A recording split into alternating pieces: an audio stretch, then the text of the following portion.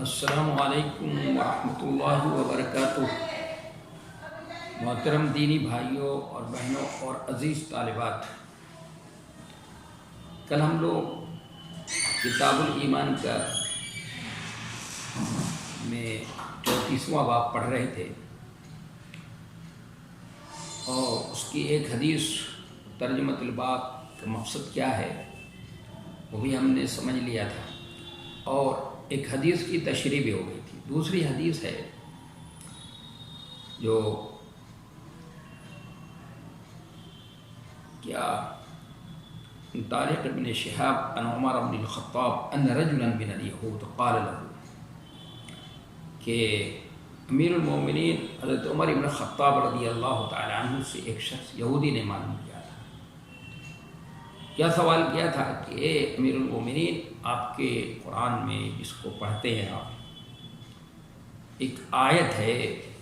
نازل ہوئی ہے، آپ کے قرآن میں ایک آیت ہے کہ اگر وہ ہم یہودیوں پر وہ آیت نازل ہوتی، یعنی اتنی اہم آیت ہے، بڑی اہم ہے، بڑی عظیم آیت ہے، وہ اس کی قدر و قیمت، اس کی اہمیت اس کو سامنے ہے، وہ کہہ رہا ہے کہ اگر وہ ہم پر نازل ہوئی ہوتی نا تو اس دن کو ہم عید بنا لیتے۔ تو حضرت عمر فاروق رضی اللہ تعالیٰ عنہ نے پوچھا کون سی آیت ہے بھائی، کیا کہہ رہے ہو؟ اس نے کہا یہ آیت ہے الیوم اکملت لکم دینکم واتممت علیکم نعمتی ورضیت لکم الاسلام دینا، یہ آیت ہے۔ تو حضرت عمر فاروق رضی اللہ تعالیٰ عنہ نے فرمایا کہ یہ جس دن اور جس جگہ پہ نازل ہوئی ہے تو اس جگہ ہمیں معلوم ہے کون سی جگہ پہ یہ آیت نازل ہوئی ہے، یعنی 9 ذی الحجہ کو عرفات کے دن عصر کے بعد جو ہے یہ نازل ہوئی، اور جس دن نازل ہوئی ہے، جس دن اور کس جگہ پہ نازل ہوئی ہے یہ جگہ بھی معلوم ہے عرفات میں، اور جس دن نازل ہوئی ہے وہ جمعے کے دن تھا، یعنی دن بھی معلوم اور جگہ بھی ہمیں معلوم ہے۔ تو ہمارے یہاں تو وہ عید کا دن مانا جاتا ہے۔ تو اعتراض یہ ہے کہ یہود کے سوال میں عید کا ذکر ہے اور جواب میں عید کا تذکرہ نہیں ہے، بس یہ کہہ دیا بھائی کون سی آیت، تو ہم کو معلوم ہے کہ بھائی وہ کس جگہ پہ نازل ہوئی، وہ جگہ ہے عرفات کا میدان ہے، اور کس دن نازل ہوئی ہے تو وہ دن ہے 9 ذی الحجہ ہے، وہ جمعے کا دن ہے، جگہ 9 ذی الحجہ کی تاریخ ہے، جمعے کا دن ہے، اور جگہ ہے عرفات کا میدان ہے۔ تو یہ بظاہر اس میں عید کا تذکرہ نہیں ہے، لیکن ترمذی اور طبرانی کی روایت میں عید کی صحت ہے، موجود ہے وہاں پر کہ بھائی ہم تو وہ تو پہلے ہی سے وہ دونوں 2 عیدوں کا دن ہے، مطلب 9 ذی الحجہ عرفات کا دن ہے، عرفات الحج عرفہ، عرفات کا دن جو ہے، عرفہ کا وقوف وہی کیا ہے، حج ہے، اور بڑا عظیم دن ہے جس دن اللہ تبارک و تعالیٰ بے شمار لوگوں کو کیا کر دیتا ہے، بخش دیتا ہے، وہ دن عظیم۔ اور جمعے کا دن تو ہفتے کی عید ہے، تو پہلے ہی سے اللہ تبارک و تعالیٰ نے جس جگہ پہ نازل فرمایا وہ جگہ عرفات ہے کا میدان ہے، اس میدان میں اللہ تعالیٰ بے شمار لوگوں کو معاف کر دیتا ہے۔ وہ وقوف عرفہ جو ہے وہ حج کیا سمجھے اہم فریضہ ہے، اہم رکن ہے، وہ بھی اس کی حیثیت جو ہے کیا ہے، عید کی ہے، وہ بھی عید کا دن ہے، اور دوسرے جمعے کا دن ہے، جمعے کے دن نازل ہوئی، تو جگہ بھی اس جگہ پہ نازل ہوئی، وہ جگہ بھی عید کی جگہ ہے، 9 ذی الحجہ ہے، عصر کے بعد، اور پھر اور عید کا دن ہے، جمعے کا دن ہے تو ہفتے کا دن ہے، تو پہلے سے اللہ تبارک و تعالیٰ نے اس کو دن بنا رکھا ہے، وہ عید کا دن ہے، اور اسی دن اس آیت کو اللہ تبارک و تعالیٰ نے نازل فرمایا۔ اب سوال یہ ہے کہ اس حدیث کا ترجمۃ الباب سے کس طرح ربط ہے، کیسے ربط ہے کہ آیت کا نزول تو عرفہ میں ہوا، اور اسی دین اسلام کا تمام اور دین اسلام مکمل ہو گیا، اور اللہ تبارک و تعالیٰ نے دین اسلام کے مکمل ہونے کی کا اعلان فرما دیا کہ الیوم اکملت لکم دینکم واتممت علیکم نعمتی ورضیت لکم الاسلام دینا۔ اور دین مکمل ہو گیا۔ مکمل ہونے کا مطلب یہ ہوتا ہے کہ جو بھی اس کے ماننے والے ہیں، جو ان کی ضروریات ہوں، جتنی بھی ضروریات ہیں، زندگی کے جتنے پہلو ہیں کے متعلق جو ضروریات ہیں، وہ ساری ضروریات کی اس کے اندر کیا ہو گئی، وضاحت ہو چکی ہے۔ اس کی وضاحت ہو جائے گی تبھی جو ہے ان کے ضروریات اور ان کی جو مسائل ہیں، ان کے مسائل کا حل اس کے اندر کیا ہو، ان کی جو پریشانیاں ہیں، ان کی پریشانیوں کا حل اس کے اندر کیا کر دیا گیا، بیان کر دیا وہ، تبھی جا کر وہ کیا چیز مکمل ہوتی ہے۔ تو مکمل ہونے کا اعلان کر دیا گیا کہ وہ دین کیا ہو گیا، اس دن مکمل ہو گیا۔ اور پھر اس کے 81 دن کے بعد جناب نبی کریم صلی اللہ علیہ وسلم کا انتقال ہو گیا۔ تو پہلی ایک بات اس سے یہ سمجھ میں آئی کہ آیت اس دن نازل ہو گئی، تو اس سے آیت سے یہ بات سمجھ نبی صلی اللہ علیہ وسلم کی زندگی میں دین مکمل ہو گیا۔ تو جب مکمل ہونے کا اعلان فرما دیا گیا کہ مکمل ہو گیا اس آیت میں، تو اب کمال جو ہے اس بات کو مستلزم ہے کہ اس سے پہلے جو شریعت تھی، جو ابھی احکام آئے تھے، ابھی مکمل نہیں ہوئی تھی۔ تو جو چیز نقص کو قبول کرتی ہے تو وہ زیادتی کو بھی قبول کرے گی۔ یہ پہلو اس طرح سے کہ ظاہر ہے اس سے پہلے اس میں کمی تھی، اب آج کیا ہوگا، مکمل ہو گئی۔ تو جو چیز شریف نقص کو قبول کرے تو اس میں کیا ہوتی ہے، زیادتی بھی ہوتی ہے۔ معلوم ہوا کہ ایمان کے اندر کمی اور زیادتی ہوتی ہے، یہ ثابت کرنا چاہتے ہیں امام بخاری۔ اور دوسرے یہ کہ جو چیز کمال کو بھی پہنچ جاتی ہے، کمال کو، تو اس میں یہ ہوتا ہے۔ لیکن اس پہلو سے ہم کو یہاں پر سمجھانا نہیں ہے، اس پہلو سے نہیں سمجھانا ہے۔ تو یعنی اسی پہلو سے ہم کو سمجھنا ہے، یہ کرنا ہے کہ پہلے شریعت میں کمی تھی، یہ ساری چیزیں احکام نہیں آئے۔ ظاہر ہے جیسے جیسے ضرورت پڑتی گئی ہے، اور یہ اعتراض کرتے تھے یہ یہودیوں کی شاہ پر، کفار مکہ بنی اسرائیل کے اندر ہے سورہ بنی اسرائیل، کہ یہ اعتراض کرتے تھے کہ بھائی یہ کیسے نبی ہیں اور ان کے پاس کیا کہ اور ان کا رب بھی کیسا ہے کہ مثلا سوچتا ہے، غور کرتا ہے، پھر کچھ بات بتا دیتا ہے، پھر کچھ 2-4 دن پھر سوچتا ہے، 2 دن کچھ سوچنے کے بعد پھر ایک بات بتا دیتا ہے، پھر ضرورت پڑتی ہے پھر ایک بات کچھ بتا دیتا ہے۔ یہ کیسا رب ہے بھائی؟ اور یہ اس کا مطلب یہ ہے کہ کوئی ان کو سمجھاتا ہے، کوئی بتاتا ہے، پھر یہ کرتے پھر تو ہوتا تو ایک بار کی پوری کتاب کیا کرتا، حاضر کر دیتا۔ تو اللہ تعالیٰ نے وہاں پر جواب دیا ہے۔ اللہ تعالیٰ نے فرمایا کہ اللہ تبارک و تعالیٰ نے یہ حسب ضرورت جو آیتیں نازل فرمائی ہیں، قرآن کو نازل فرمایا ہے، اور تھوڑا تدریج کے ساتھ تھوڑا تھوڑا کر کے نازل فرمایا ہے، تاکہ آپ پڑھ کر کے اس طرح تھوڑا تھوڑا پڑھ کر کے لوگوں کو سنائیں، سمجھائیں، بتائیں، اور ان کے دل میں راسخ کریں۔ اس لیے کہ ایک بارگی کوئی چیز دے دی جاتی ہے، اور ایک بارگی تو آدمی جو ہے اس کو سنبھال نہیں پاتا ہے، یہ کر نہیں پاتا ہے۔ تعلیم میں بھی یہ دیکھا جاتا ہے کہ پہلے ایک بارگی کوئی چیز نہیں بتائی جاتی، ساری چیزیں نہیں بتائی جاتی، بلکہ تھوڑا تھوڑا کر کے بتایا جاتا ہے۔ اور یہ بھی ہے قرآن کا، یہ بھی انداز ہے۔ آپ سورہ وہ کہف پڑھیے، سورہ کہف میں اصحاب کہف کا واقعہ بیان کیا ہے قرآن، جس سے کہانی کتاب نہیں۔ پہلے قرآن یہ کرتا ہے کہیں پر بھی تو پہلے کوئی اجمالی بات بتائے گا اور تفصیل نہیں بیان کرتا، پہلے اجمالی بات، تاکہ خاکہ ذہن میں آ جائے، اور پھر اس کے بعد تفصیل اس کی بیان کرتا ہے۔ یہ طریقہ یہ سب سے بہتر اور چھوٹا طریقہ ہے، بہت ہی عمدہ طریقہ ہے۔ تو یہ نبی یہ قرآن کا انداز ہے۔ تو اس لیے قرآن کو اللہ تبارک و تعالیٰ نے حسب ضرورت 22 سال اور کچھ مہینے کے اندر کیا کیا ہے، نازل فرمایا ہے اللہ تبارک و تعالیٰ نے، اور اس طرح قرآن جو ہے مکمل ہو گیا۔ اور قرآن میں اللہ تبارک و تعالیٰ نے دین کے مکمل ہونے کا اعلان فرما دیا، اور یہ اس نعمت کو اس دین کو نعمت سے تعبیر کیا اللہ تعالیٰ۔ تو اس سے معلوم ہوتا ہے کہ اس سے پہلے شریعت ناقص تھی، اور جو چیز نقص کو قبول کرے وہ زیادتی کو بھی قبول کریں گے، یہ بات صحیح ہے۔ تو اس سے امام بخاری رحمۃ اللہ علیہ اس ترجمہ الباب سے یہ سمجھانا چاہتے ہیں۔ تو اب دیکھیے یہ اس حدیث کو، ترجمہ الباب کو ہم نے پڑھا، اور اس میں 2 حدیثیں پڑھی ہیں، تو اس کو عملی زندگی میں ہم کو اس سے کیا فائدہ ہوتا ہے؟ اگر پہلی حدیث پڑھیں سامنے اٹھیں تو اس سے پتہ یہ چلتا ہے کہ کل قیامت کے دن جس کے اندر بھی رائی کے دانے کے برابر بھی ایمان ہوگا تو اس کو جہنم سے نکال کر جنت میں ضرور داخل کیا جائے گا۔ لیکن اگر کسی کے اندر ایمان نہیں ہے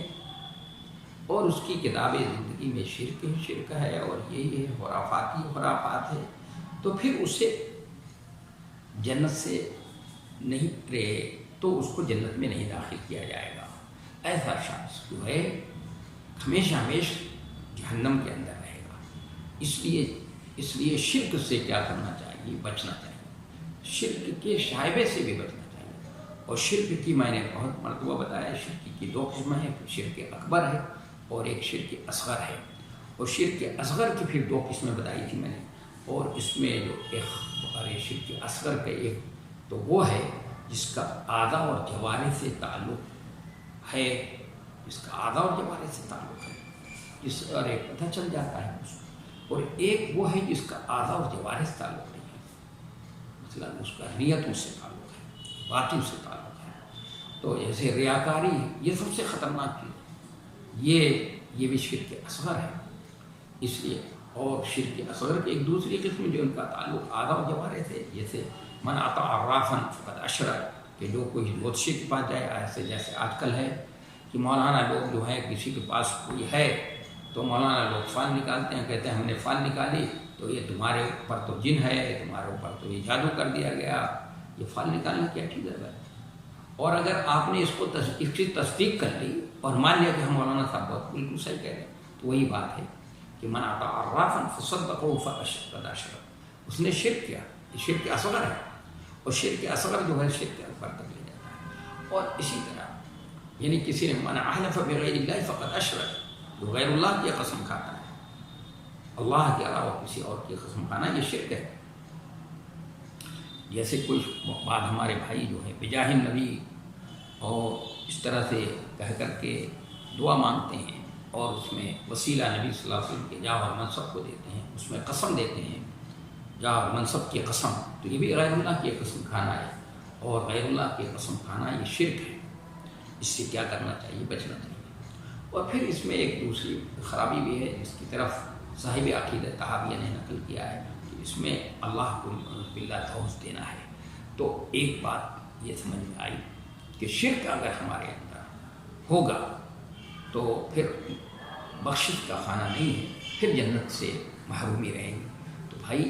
ہم کو کیا کرنا چاہیے؟ اپنی زندگیوں کا جائزہ لیتے رہنا چاہیے، اور اپنا جائزہ ضرور لیتے رہنا چاہیے کہ کہیں ہمارے اندر شرک تو نہیں داخل ہو رہا ہے۔ ایسا تو نہیں ہے کہ دبے پاؤں ہمارے اندر ہماری زندگی میں شرک آ رہا ہے۔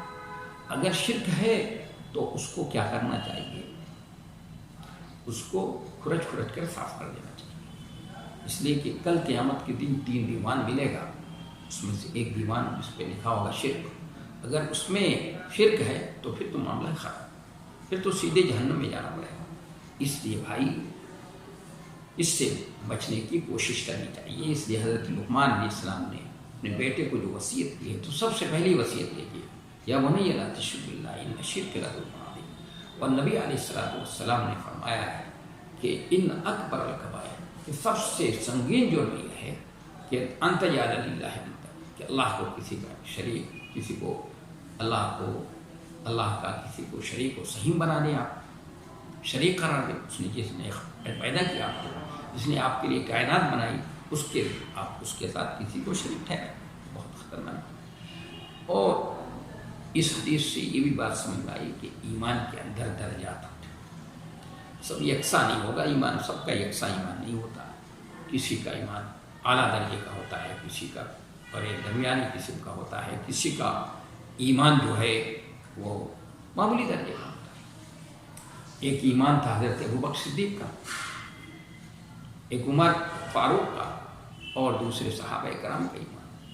اور ایک ہمارا ایمان، اور ایک ایمان تھا وہ اس کے فرعون کے جادوگروں کا، کیسا ایمان ہے، اور ایک ایمان اس کا اس رجل مومن کا صالح سورہ مومن میں کہ جو ایمان کو چھپائے ہوئے تھا آپ نے،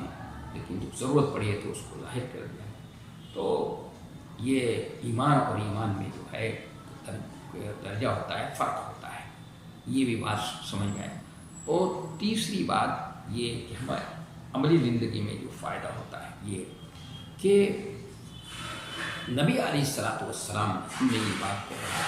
تو پتہ چلا جو آیت پڑھی ہم نے، الیوم اکملت لکم دینکم واتممت علیکم نعمتی ورضیت لکم الاسلام دینا۔ اللہ کے رسول صلی اللہ علیہ وسلم یہودی ایک کہہ رہا ہے کہ آپ کی کتاب میں ایک اہم آیت ہے، بڑی اہم ہے بھائی، یعنی اس کی قدر و قیمت اس کو معلوم ہے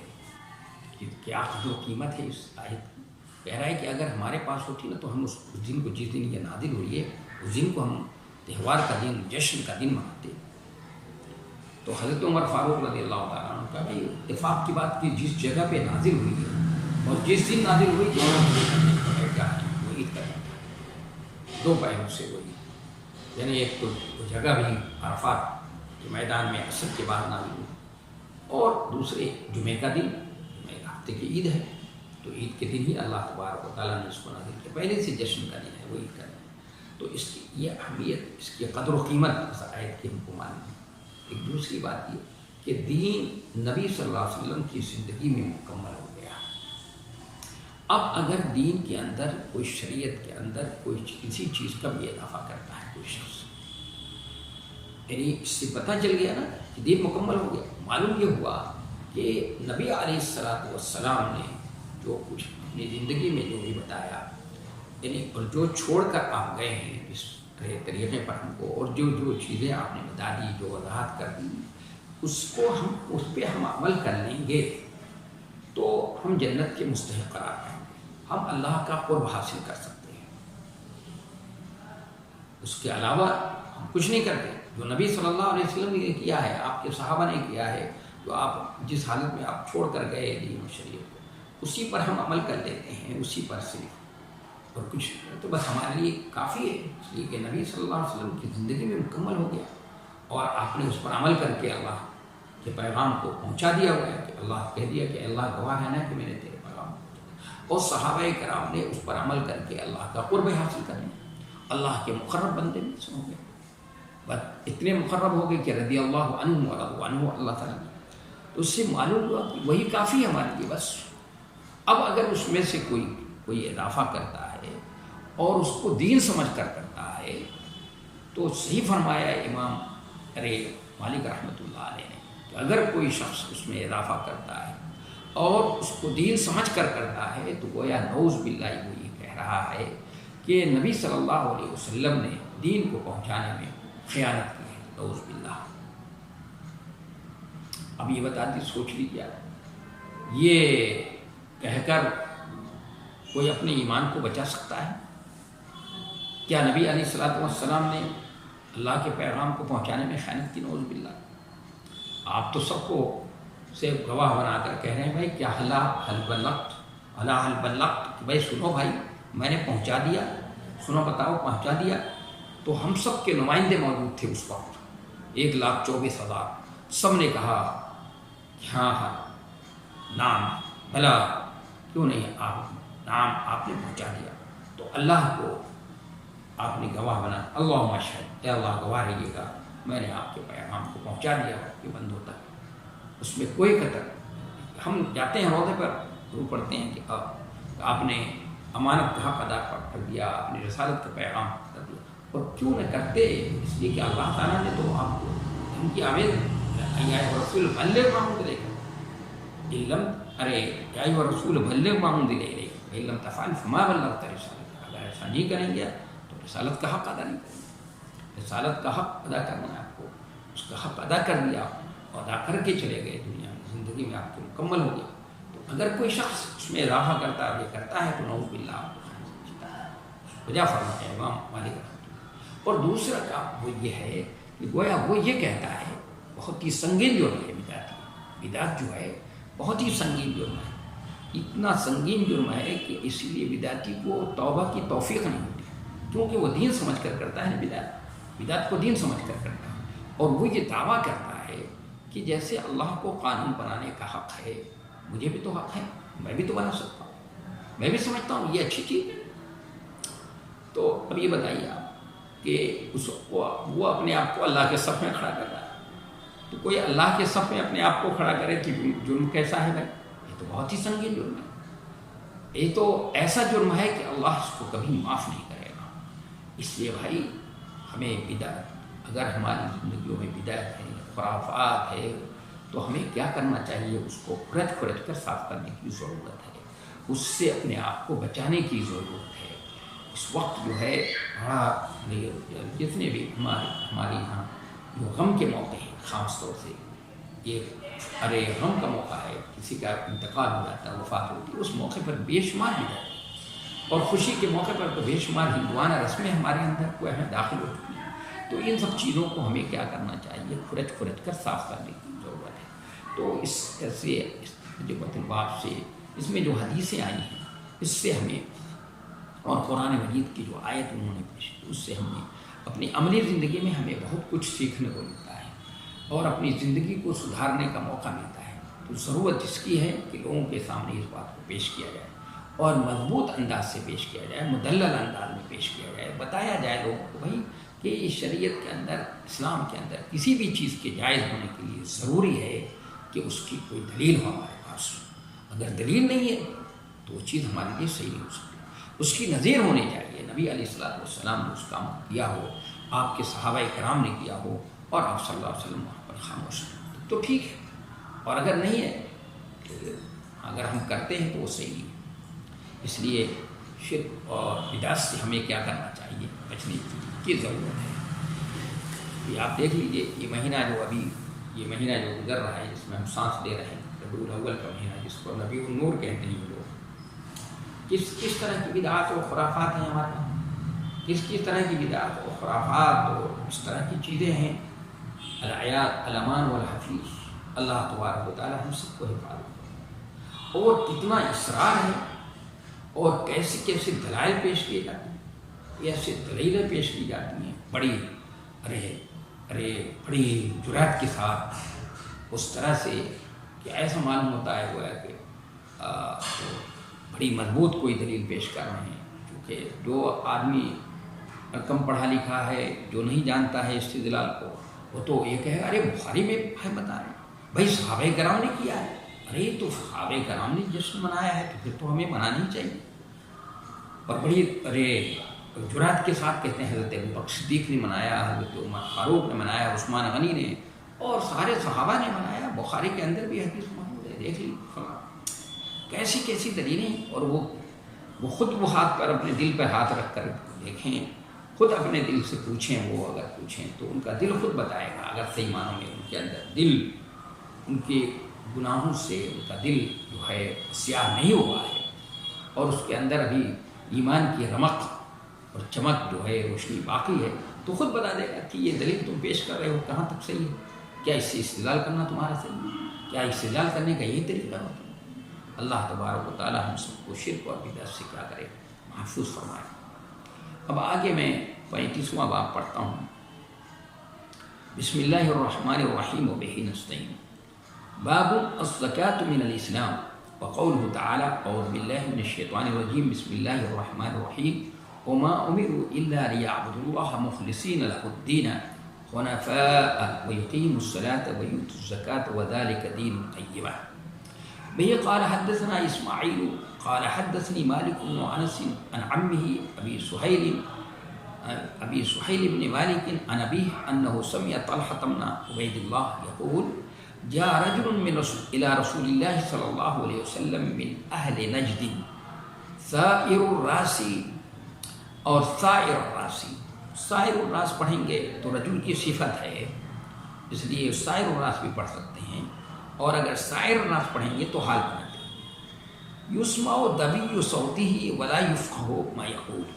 حتى دنا فإذا هو يسأل عن الإسلام فقال رسول الله صلى الله عليه وسلم 5 صلوات في اليوم والليلة، فقال هل علي غيرها؟ قال لا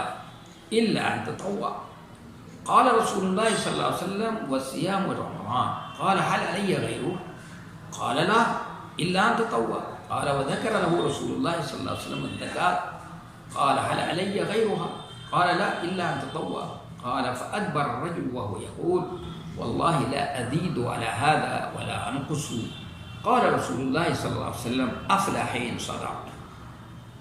او كما قال صلی اللہ علیہ وسلم۔ تو اس ترجمۃ الباب کا کیا مقصد ہے اور امام بخاری رحمۃ اللہ علیہ نے جو یہ ترجمۃ الباب قائم کیا ہے اس سے وہ کیا سمجھانا چاہتے ہیں اور حدیث جو نقل کی ہے اس حدیث کا کیا مطلب ہے اور کیا مفہوم ہے اس کو بھی سمجھنے کی کوشش کریں گے۔ پھر اس کی حدیث کا اور ترجمۃ الباب کا میں کیا مناسبت ہے، کس مناسبت کے ذریعے سے امام بخاری رحمۃ اللہ علیہ نے اس کا تذکرہ کیا ہے۔ تو پہلے ترجمہ کرتے ہیں کہ باب الزکوٰۃ من الاسلام،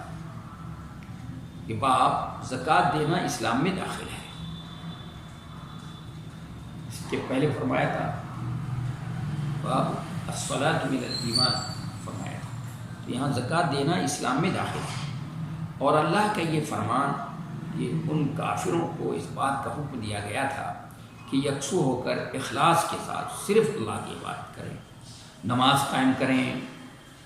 اور زکوٰۃ ادا کریں، یہی درست دین ہے۔ ذالک دین القیم وذالک دین القیمہ، اور یہی درست دین ہے۔ بہی قال حدثنا اسماعیل قال حدثني مالک بن انس عن عمه ابی سہیل بن مالک عن ابیہ انہ سمع طلحہ بن عبید اللہ یقول، کہا ہم سے حدیث بیان کی اسماعیل نے، انہوں نے کہا مجھ سے حدیث بیان کی مالک ابن انس نے، مالک رحمۃ اللہ علیہ، انہوں نے اپنے چچا ابو سہیل ابن مالک سے، انہوں نے اپنے والد سے، انہوں نے طلحہ ابن عبید اللہ سے سنا، وہ کہتے تھے، کیا کہتے تھے کہ جا رجل الی رسول اللہ صلی اللہ علیہ وسلم من اہل نجد سائر الراسی یا سائر الراسی، کہ سنا وہ کہتے تھے کہ نجد والوں میں سے ایک آدمی رسول اللہ صلی اللہ علیہ وسلم کے پاس آیا جس کے سر کے بال پریشان تھے، یا آپ یہ بھی ترجمہ کر سکتی ہیں کہ رسول اللہ صلی اللہ علیہ وسلم یہ کر سکتے ہیں کہ رسول اللہ صلی اللہ علیہ وسلم کے پاس نجد والوں میں سے وہ شخص آیا جو پراگندہ بال تھا، پراگندہ خال شخص آیا، یا ایک ایسا شخص آیا جس کا بال اور اس کا سر کا بال جو ہے اس حال میں کہ اس کے سر کا بال بکھرا ہوا تھا، منتشر تھا۔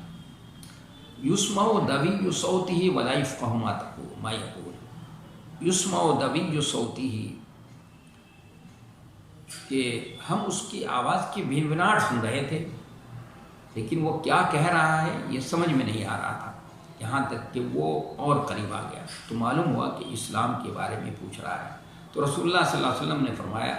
دن اور رات میں 5 وقت کی نمازیں پڑھنا، تو اس نے کہا کیا اس کے علاوہ بھی میرے دل میں ہے؟ آپ نے فرمایا نہیں مگر تم نفل پڑھنا چاہو تو پڑھو۔ پھر رسول اللہ صلی اللہ علیہ وسلم نے فرمایا رمضان کا روزہ رکھنا، اس نے کہا کہ کیا اس کے علاوہ بھی میرے ذمہ ہے؟ آپ نے فرمایا نہیں الا یہ کہ تم نفل رکھنا چاہو تو رکھو۔ طلحہ نے کہا اور رسول اللہ صلی اللہ علیہ وسلم نے اس سے زکوٰۃ کا ذکر کیا تو اس نے کہا کیا اس کے علاوہ بھی میرے ذمہ ہے؟ آپ نے فرمایا نہیں مگر تم نفل دینا چاہو تو دو۔ راوی نے کہا پھر وہ آدمی پیٹ پھیر کر جانے لگا اور کہہ رہا تھا اللہ کی قسم نہ اس پر زیادہ کروں گا اور نہ اس سے کم کروں گا۔ رسول اللہ صلی اللہ علیہ وسلم نے یہ سن کر فرمایا کامیاب ہو گیا اگر اس نے سچ کہا۔ انشاءاللہ کل جو ہے پھر اب اس کی وضاحت ہوگی اور ترجمۃ الباب کا مقصد کیا ہے اور حدیث اور ترجمۃ الباب میں کیا مناسبت ہے اس کی وضاحت ہوگی۔ وما توفیق الا باللہ۔